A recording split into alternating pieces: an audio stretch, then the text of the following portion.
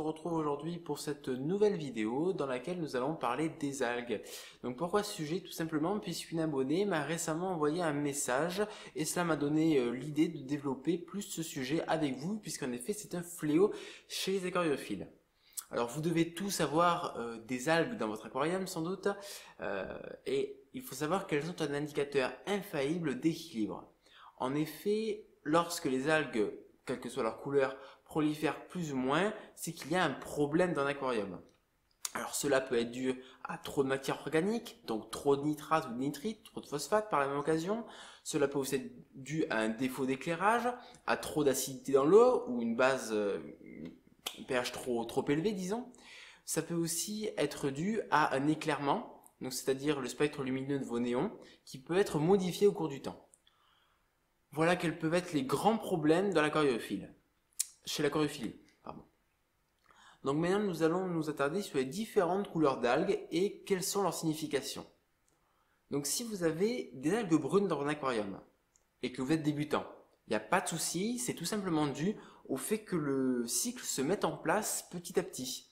Donc ça s'en ira d'ici 2 à 3 jours. Si par contre votre aquarium est un peu plus vieux, donc disons à partir de 6 mois, dans ce cas-là, c'est qu'il y a un petit problème. Et ce problème, c'est tout simplement l'éclairage qui n'est pas assez fort. Donc dans ce cas-là, les algues vont prendre une couleur marron, donc elles peuvent être filamenteuses ou gluantes. Ensuite, passons au niveau des algues bleues. Donc ce sont des algues qui ne sont pas bleu fluo, mais qui sont, disons, légèrement vert bleuté. Donc dans ce cas-là, qu'est-ce que ça veut dire? Ça veut dire qu'il y a un problème au niveau du taux de nitrate et aussi du taux de matière organique dans l'eau qui est beaucoup trop élevé. Et ensuite, ça veut aussi dire que l'éclairement n'est pas assez bien fait. Donc c'est-à-dire que votre lumière n'est pas assez blanche, si vous préférez. Qu'il y a des pics dans certaines couleurs. Donc ça peut être des pics dans le rouge, des pics dans le bleu ou des pics dans le vert. Les algues vont avoir tendance à devenir bleues. Et enfin, les algues que vous attendiez tous sont des algues vertes. Donc les algues que tout le monde a. Donc ce sont des algues filamenteuses en général, donc des algues qui peuvent atteindre des filaments de 2 mm à 20 mm et qui peuvent être assez dérangeantes puisqu'elles étouffent les plantes. En effet, qui dit étouffer les plantes dit mort des plantes et c'est problématique dans l'aquarium. Donc normalement, des algues, vous pouvez en voir par exemple sur cette racine, des petites algues vertes, c'est pas du tout dérangeant. Au contraire, elles se nourrissent d'un petit peu de nitrate, donc ça pose aucun problème tant qu'elles ne deviennent pas plus grandes. Par contre, si les filaments font 1 cm, voire plus de longueur, ça peut aller très long, ça peut atteindre 20 cm, c'est une espèce d'algue, et bien là, il y a un très très gros problème qu'il va falloir résoudre. Donc on verra ça tout à l'heure. Ensuite, il existe aussi des petites algues vertes, des petites algues calcaires vertes qui vont se mettre dans les petits interstices du verre, ou les petites rayures, hein, comme je l'avais fait et comme nous en avions parlé, pardon, dans la vidéo précédente sur le nettoyage des vitres. Donc ces petites algues calcaires qui salissent un petit peu la vitre. Donc ça, c'est pas du tout dérangeant. C'est juste que c'est pas très très esthétique, un peu comme toutes les algues. Donc l'algue verte que vous rencontrez le plus, c'est sans doute l'Odogonium. Voilà, une algue qui se trouve dans tous les aquariums naturellement. Donc trop d'algues vertes, qu'est-ce que ça veut dire? Trop d'algues vertes, c'est tout simple, ça veut dire un excès de nitrate et un éclairage beaucoup trop fort.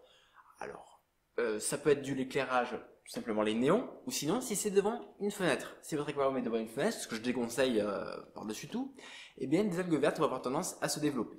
Donc maintenant, nous allons voir comment résoudre le problème des algues dans l'aquarium. Donc comme je l'ai dit tout à l'heure, si les algues prolifèrent, ce n'est pas anodin, c'est tout simplement parce qu'il y a un problème dans l'aquarium. Donc maintenant nous allons voir quel est le moyen de résoudre ce problème et donc la prolifération des algues.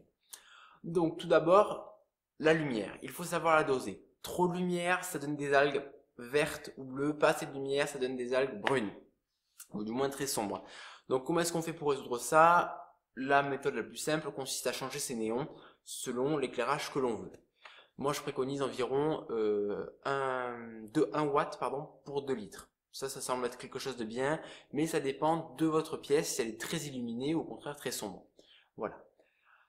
Ensuite, quelque chose qui marche aussi très bien, c'est tout simplement le changement d'eau. En effet, quand il y a un déséquilibre ou quand il y a trop de nitrate et de phosphate, et bien qu'est-ce que ça crée? Ça crée tout simplement des algues, comme on en parle depuis tout à l'heure. Donc un changement d'eau permet de limiter le nombre de nitrate et de phosphate, donc ce qui permet de limiter la prolifération des algues.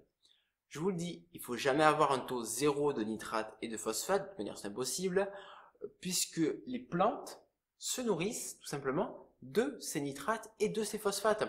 Parce que ce serait ridicule de mettre masse engrais, alors qu'on a tout simplement un engrais naturel qui se fait naturellement, c'est le cycle de l'azote, dans l'aquarium. Donc c'est pas possible déjà d'avoir un taux zéro de nitrate, pardon, mais aussi il ne le faut pas. Ensuite, vous pouvez les enlever à la main aussi, vos algues, ou du moins avec une petite seringue, ça s'aspire très bien, surtout pour les algues gluantes, mais le problème c'est qu'il faut vraiment tout enlever, sinon ça réapparaît. Et puis c'est très fastidieux lorsque vous avez beaucoup d'algues. Voilà. Ensuite, vraiment la technique d'urgence, je vais vous dire, c'est l'eau oxygénée H2O2 qu'on mettra dans un petit pulvérisateur et qu'on diluera avec un peu d'eau. Cela permet tout simplement, lorsque l'on pulvérise sur les plantes ce mélange, sur les algues, excusez-moi, ce mélange, de les supprimer. Donc il y a pas mal de vidéos sur YouTube qui circulent avec ça, donc vous pouvez aller voir. Je pense en faire une moi-même, en prélevant quelques algues par exemple de mon petit aquarium, j'en ai quelques-unes, et on essaiera pour voir si ça marche vraiment bien.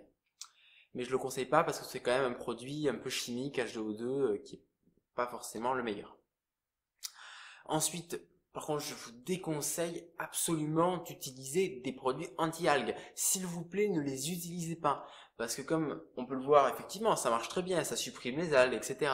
Mais en supprimant les algues, ça inhibe aussi le développement des plantes. Ce qui est assez dérangeant, puisque les algues inhibent aussi ce développement de plantes. On va mettre de l'anti-algues, et ça va avoir le même effet au final sur les plantes.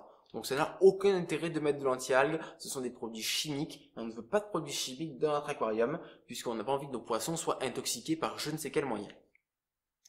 Ensuite, certains aquariophiles préconisent un coupement de l'éclairage. Alors, une coupure d'éclairage, pardon. Alors ça, c'est quelque chose aussi que je veux surtout pas que ce soit fait, quand même du moins, puisque une coupure en plein milieu de la journée, c'est très mauvais pour les plantes. Pour les algues aussi, certes, mais c'est très mauvais pour les plantes. Pour les poissons, puisque déjà ça dérègle leur cycle, et 2 fois 5 heures ne peut pas remplacer 12 heures d'une journée tropicale. D'accord? Parce qu'en général, ce sont des aquariums tropicales où il y a 12 heures d'ensoleillement ou d'éclairage. Voilà donc pour les solutions, les grandes solutions pour nettoyer votre aquarium des algues et résoudre vos problèmes. Ensuite, il y a aussi tout simplement le fait de abaisser ou monter le pH. Tout simplement. Alors ensuite, si toutes ces méthodes ne marchent pas, et si vous remarquez que vos algues ont un aspect un peu bizarre, ça peut être dû à autre chose qui semble pourtant simple, mais qu'on ne remarque pas au premier regard, c'est tout simplement parce que ce n'est pas des algues en fait que vous traitez, mais quelque chose qui ressemble beaucoup, des cyanobactéries ou des champignons, des mycoses qui peuvent se développer dans votre aquarium.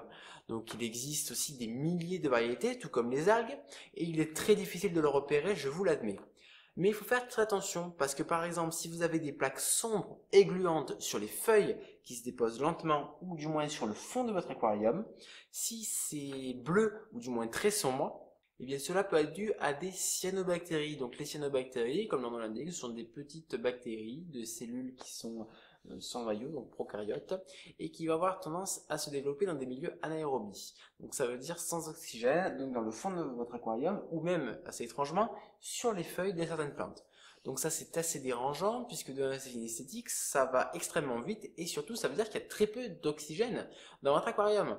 Donc dans ce cas-là, première chose pour y remédier, on met de l'oxygène dans son aquarium. Deuxième chose, s'il y a des cyanobactéries qui se forment, ça veut dire qu'il y a un taux organique, de matière organique dans votre aquarium qui est beaucoup trop important. Donc là aussi, il faut y remédier en faisant un petit changement d'eau. Ensuite, pour les mycoses, vous avez, ou les mycoses, ou du moins disons les champignons, alors là c'est assez facile à reconnaître, ça fait en général de longs filaments blancs, donc ça c'est vraiment caractéristique du champignon, qui descendent en général sur les feuilles, tout simplement, voilà, et qui vont essayer de venir rejoindre le sol. Donc on le remarque assez facilement aussi, mais il faut avoir le coup d'œil.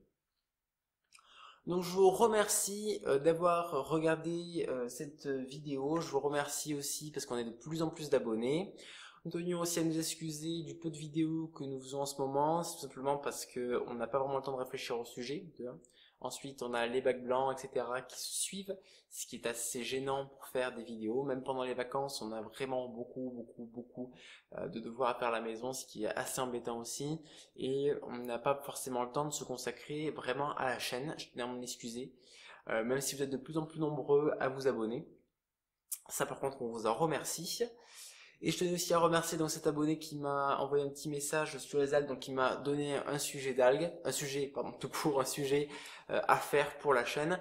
Donc n'hésitez surtout pas à faire comme elle, vous envoyez un petit commentaire ou un message privé comme vous voulez, il n'y a pas de souci. Nous on regardera ça et puis on fera sans aucun doute une vidéo là-dessus. Donc n'hésitez pas, nous ça nous aide, ça nous fait gagner du temps en fait tout simplement pour vous fournir un contenu qui, je l'espère, est de qualité. Voilà, je vous remercie de votre visionnage et à la prochaine!